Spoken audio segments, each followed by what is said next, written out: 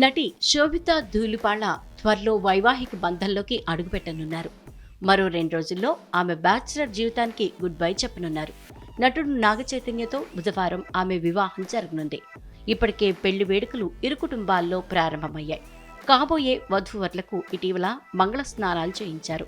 ఈ నేపథ్యంలోనే ఆమెను సోమవారం పెళ్లి కుమార్తెగా ముస్తాబు చేశారు. మంగళ హారతులిచ్చారు.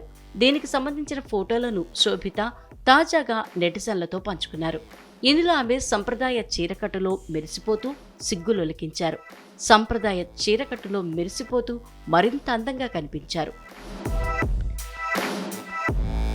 డిసెంబర్ 4 రాత్రి 8 గంటల 13 నిమిషాలకు నాగచైతన్య శోభితల వివాహం జరగనుంది.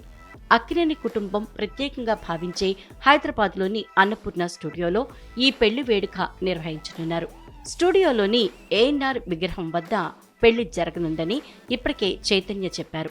దాదాపు 2 ఏళ్ల క్రితం నాగచైతన్య శోభిత మధ్య పరిచయం మొదలైంది. శోభిత మంచి మనసు తనని కట్టిపడేసిందని ఇటీవల ఓ ఇంటర్వ్యూలో నాగచైతన్య చెప్పారు. ముంబైలో జరిగిన ఓ ఓటీటీ ఈవెంట్లో తామిద్దరం తొలిసారి కలుసుకున్నామని, మాటల్లోనే తన మంచి మనసు తనను కట్టిపడేసిందని అన్నారు. ఇద్దరికీ ఎన్నో ఉమ్మడి పోలికలు ఉన్నాయని, ఒకరికొకరం బాగా అర్థం చేసుకున్నామని, తన ఫ్యామిలీ గర్ల్ అని, కుటుంబానికి ఎంతో ప్రాధాన్యత ఇస్తుందని తెలిపారు.